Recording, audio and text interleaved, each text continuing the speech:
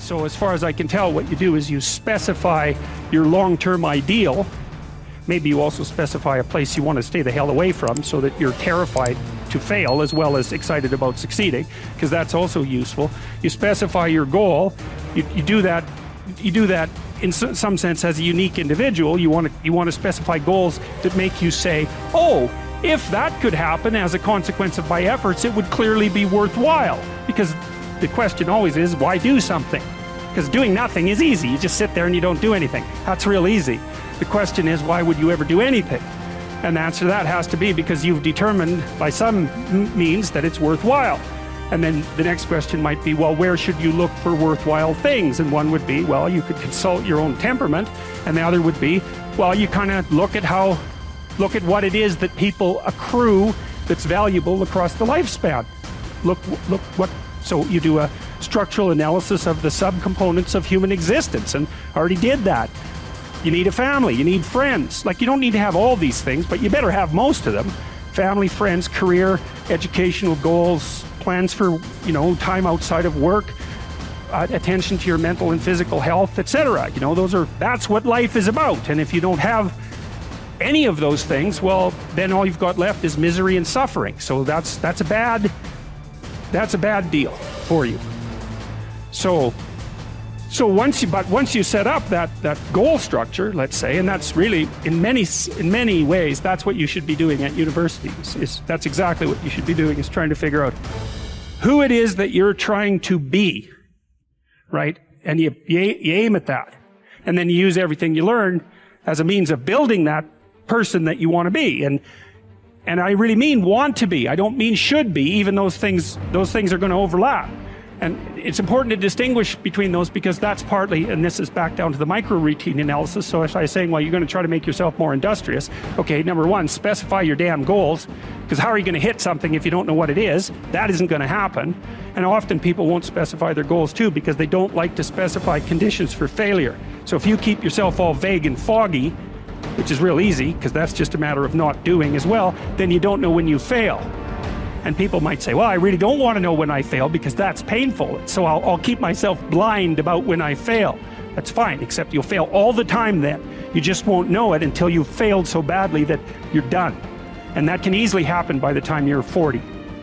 So I would recommend that you don't let that happen. So that's willful blindness, right? You could have known, but you chose not to. Okay, so once you get your goal structure set up, you think, okay, if I could have this life, looks like that might be worth living, despite the fact that it's going to be, anxiety provoking and threatening, and there's going to be some suffering and loss involved in all of that. Obviously, the goal is to have a vision for your life such that, all things considered, that justifies your effort.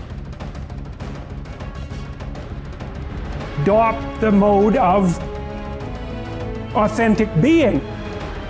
And that is something like refusing to participate in the lie, in deception in the lie, to orient your speech as much as you can towards the truth, and to take responsibility for your own life and perhaps also for the lives of other people.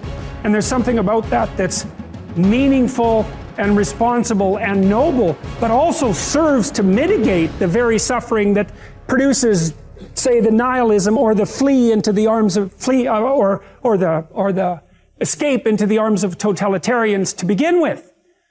You need something to shelter you against your own vulnerability. You can think about the world this way. You can think about it as your orderly little plan. That's a place, and you can think about it as the place that things that disrupt your plan comes from. That's another place. This is a bigger place than this, because there's an endless number of things that can disrupt your plan, and only a tiny number of them that can, that will help you work it out. So part of the question then too is like, are you the friend of your plan, or are you the friend of the thing that disrupts your plan?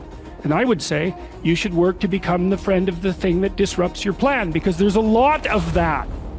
And then if you become the friend of the thing that disrupts your plan, then you start to develop strength in proportion to the disruptive force. And that's really what you want. You want to be able to implement your plan, obviously, but you want to be able to take on the consequences of error and learn from it. And then you win constantly, because even if something goes sideways, you think there's something to be derived from this. That's wisdom, fundamentally. Plan a life you'd like to have. And you do that partly by referring to social norms. That's more or less rescuing your father from the belly of the whale. But the other way you do that is by having a little conversation with yourself about, as if you don't really know who you are, because you know what you're like. You won't do what you're told. You won't do what you tell yourself to do. You must have noticed that. It's like you're a bad employee and a worse boss, and both of those work, you know, for you. You don't know what you want to do, and then when you tell yourself what to do, you don't do it anyways. You should fire yourself and find someone else to be. But you know, my point is that you have to understand that you're not your own servant, so to speak. You're someone that you have to negotiate with, and you're someone that you want to present the opportunity of having a good life to. And that's hard for people because they don't like themselves very much. So, you know, they're always like cracking the whip and then procrastinating, and cracking the whip and then procrastinating. And it's like, God, it's so boring and such a pathetic way of spending your time.